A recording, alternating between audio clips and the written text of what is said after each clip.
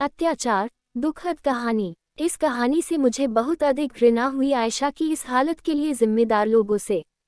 न केवल उन्होंने 12 साल की उम्र में उस बेचारी की शादी करवा दी, बल्कि जब उसने पति के अत्याचारों से बचने की कोशिश करने की सजा के रूप में उसकी नाक और कान काट दिए।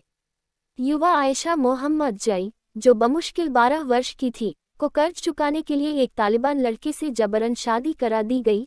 उसके साथ ऐसा व्यवहार किया गया मानो वह कोई वस्तु हो। संकटपूर्ण स्थिति में फंसकर उसे रोजाना शारीरिक और मानसिक शोषण सहना पड़ा।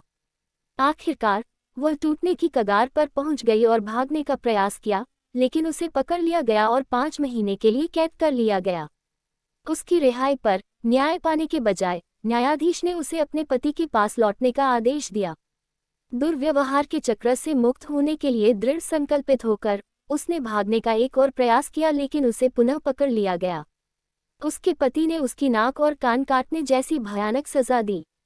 आयशा खुद इस घटना के दौरान बेहोश हो जाने को याद करती है। आधी रात में जब उसे होश आया तो उसे ठंडक महसूस हुई, जैसे उसकी नाक में ठंडा पानी आ गया हो। वो पहाड़ों में मरने के लिए छोड़ दी गई। वह चमत्कारिक ढंग से साहस दिखाते अपने दादा के घर पहुंच गई, जहां उसे आश्रय और सहायता मिली। आखिरकार उसे एक गुप्त आश्रय में ले जाया गया और बाद में चिकित्सा उपचार प्राप्त हुआ। 2010 में उसे संयुक्त राज्य अमेरिका ले जाने के प्रयास किए गए, जहां उसकी कई सर्जरी हुई। प्रक्रियाओं के दौरान अस्थायी कृत्रिम अंग प्रदान किए गए, जबकि उसके शरीर के अन्य हिस्सों से ऊतक का उपयोग करके उसकी नाक और कान का पुनर्निर्माण किया गया। आयशा अपने साथ हुए गंभीर दुर्व्यवहार के कारण पोस्ट ट्रॉमेटिक स्ट्रेस डिसऑर्डर और मानसिक स्वास्थ्य संबंधी कई समस्याओं से जूझ रही है। ये तथ्य कि कर्ज के कारण उसे 12 साल की उम्र में एक आतंकवादी से शादी करने के लिए मजबूर किया गया, दुर्व्यवहार और यातना का सामना करना पड़ा, उसे एक अवर्णनीय खालीपन से भर देता है। अफसोस की बात है कि ये मामला कोई अकेली घटना नहीं है।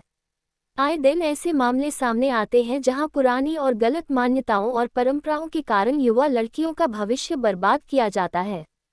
यह एक स्पष्ट अनुस्मारक के रूप में कार्य करता है कि सिर्फ इसलिए कि किसी चीज को पारंपरिक माना जाता है, वह इसे नैतिक रूप से सही या लाभदायक नहीं बनाती है। अगर यह कहानी आपके लिए नई है तो मेरा मकसद पूरा हो गया। कृपया इसे साझा करें ताकि यह सुनिश्चित हो सके कि इसे भुलाया न जाए और इन महत्वपूर्ण मुद्दों के बारे में जागरूकता बढ़ाई जाए। कहानी अच्छी लगी तो लाइक, कमेंट, शेयर करें। Please subscribe my channel Sanjana sweet motivational Hindi कहानियाँ।